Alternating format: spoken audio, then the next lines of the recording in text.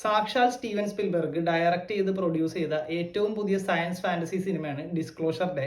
ഞാൻ വളരെയധികം ആകാംക്ഷയോടെ വളരെയധികം ക്യൂരിയസ് ആയിട്ടാണ് ഈ സിനിമക്ക് കയറിയത്. കാരണം ഏലിയൻ കോൺസെപ്റ്റിൽ നിന്നുകൊണ്ടുള്ള ഇദ്ദേഹത്തിന്റെ സിനിമകൾ നമുക്കറിയാം. ഇപ്പൊ ടി ആണെങ്കിലും അല്ലെങ്കിൽ ക്ലോസ് എൻകൗണ്ടേഴ്സ് പോലത്തെ സിനിമകൾ, അതുമല്ലാണ്ട് ഇദ്ദേഹത്തിന്റെ പീക്ക് സിനിമകളായിട്ടുള്ള ജുറാസിക് പാർക്ക് അല്ലെങ്കിൽ ജോസ്, ഡ്യുവല്, ഇപ്പൊ ടിൻ ഒത്തിരി സിനിമകളുണ്ട്. അപ്പോൾ സ്പിൽബർഗ് പടം എന്നുള്ള ഒരു ആവേശത്തിലാണ് ഞാൻ ഈ സിനിമക്ക് കയറിയത്. എന്നാൽ സിനിമ തുടങ്ങുമ്പോൾ വളരെ ഇപ്പൊ ത്രില്ലിംഗ് ആയിട്ട് എന്നാൽ ഒരു ലൈറ്റർ ടോണിൽ കോമഡിയൊക്കെ വെച്ച് ഒരു ലൈറ്റർ ടോണിലാണ് സിനിമ ഇങ്ങനെ പോകുന്നത്. ഒരു ക്യാറ്റ് ആൻഡ് മൗസ് പ്ലേ ഉണ്ട് ത്രൂ ഔട്ട്. ഇങ്ങനെ എമിലി ബ്ലണ്ട് ഉണ്ട്. എമിലി ബ്ലണ്ട് ഒരു കാലാവസ്ഥാ റിപ്പോർട്ടറാണ്. അപ്പോൾ ഇതിന്റെ ഒരു പരിപാടി എന്ന് പറഞ്ഞാൽ 70s ഏലിയൻസ് ഭൂമിയിൽ വന്നതിന്റെ തെളിവ് സഹിതമുള്ള ഒത്തിരി തെളിവുകളും ഫൂട്ടേജസ് ഉൾപ്പെടെയുള്ള ഒരു സംഭവങ്ങൾ ചില ആളുകളുടെ കയ്യിലുണ്ട്. അവരിത് ജനങ്ങൾക്ക്, നമുക്കിത് അറിയില്ല, ലോകത്തോട് റിവീൽ ചെയ്യാൻ ശ്രമിക്കുകയാണ്. എന്നാൽ ഓൾറെഡി അൺസ്റ്റേബിൾ ആയിട്ടുള്ള ഒത്തിരി, ഇപ്പൊ തന്നെ ഓൾറെഡി യുദ്ധങ്ങളും പ്രശ്നങ്ങളൊക്കെ ഉള്ള അൺസ്റ്റേബിൾ ആയിട്ടുള്ള ഒരു വേൾഡിൽ ഈ ഒരു രഹസ്യം കൂടി വന്ന പ്രശ്നവും കെയോസ് ആവും എന്നുള്ളത് കൊണ്ട് ഗവൺമെന്റ്സ് ഇതൊക്കെ പണ്ടുപോലെ നമ്മളിന്ന് മറച്ചു വെച്ചിരിക്കുകയാണ്. അപ്പൊ ഇത് റിവീൽ ആകാതിരിക്കാൻ ശ്രമിക്കുന്ന വാർഡെക്സ് എന്ന് പറഞ്ഞൊരു നോൺ ഗവൺമെന്റൽ ഏജൻസീസ് ഉണ്ട്. അപ്പൊ ഇവർ തമ്മിലുള്ള ഒരു ഇങ്ങനെ ചെയ്സും കാര്യങ്ങളൊക്കെ ഇട്ട് ഒരു ക്യാറ്റ് ആൻഡ് മൗസ് ഗെയിം പോലെ പടം ഇങ്ങനെ പോവുകയാണ്. അപ്പൊ ഇത് റിവീൽ ചെയ്യാൻ ശ്രമിക്കുന്നവർ, അതിന് തടയാൻ ശ്രമിക്കുന്നവര്, അങ്ങനെ പോകുന്ന ഒരു സിനിമ. ഏലിയൻസിന്റെ പ്രസൻസ് ത്രൂഡ് സിനിമയിൽ വരുന്നുണ്ട്.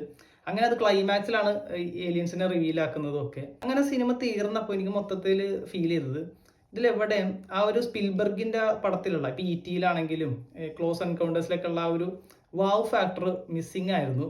അതല്ലാണ്ട് സിനിമ മൊത്തം ഇങ്ങനെ ഫ്ലാറ്റ് ആയിട്ടാണ് പോകുന്നത്. അവസാനം ഏലിയൻസ് വരുന്നുണ്ട്, അല്ലെങ്കിൽ കുറച്ച് കാര്യങ്ങളൊക്കെ വരുന്നുണ്ടെങ്കിലും അതൊന്നും എവിടെയും എത്താത്ത പോലെ പോയി. ഇതിന്റെ ഒപ്പം തന്നെ ഒത്തിരി കറണ്ട് ഇഷ്യൂസ്, ജിയോ പൊളിറ്റിക്സ്, ഇപ്പൊ കോസ്മിക്കലായുള്ള കാര്യങ്ങൾ, ഗോഡിനെ പറ്റിയുള്ള കോൺസെപ്റ്റ്, ഇതൊക്കെ സിനിമയിൽ പറഞ്ഞു പോകുന്നുണ്ട്. എങ്കിൽ പോലും ഒരു സിനിമാറ്റിക് എക്സ്പീരിയൻസ് എന്നുള്ള രീതിയിൽ സ്പിൽബർഗിന്റെ സിനിമ എന്ന് പറയുമ്പോൾ നമുക്കറിയാലോ, ഇപ്പൊ ജുറാസി പാർക്കൊക്കെ നമുക്ക് കാണുമ്പോൾ ആ ഒരു വാവ് എന്നുള്ള സാധനമൊന്നും പക്ഷേ ഈ സിനിമയിൽ നിന്ന് കിട്ടുന്നില്ല.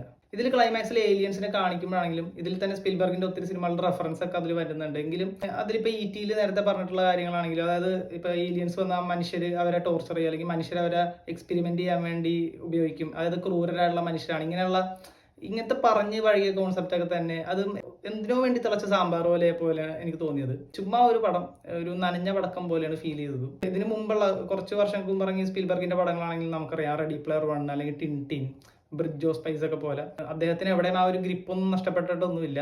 ഈ പടം ഇങ്ങനെ ആയിപ്പോയെന്നേ ഉള്ളൂ. അപ്പോൾ ഡിസ്ക്ലോഷർ ഡേനെ പറ്റിയുള്ള നിങ്ങളുടെ അഭിപ്രായം എന്താണെന്ന് കമന്റ് ബോക്സിൽ രേഖപ്പെടുത്തുക. Thanks for watching.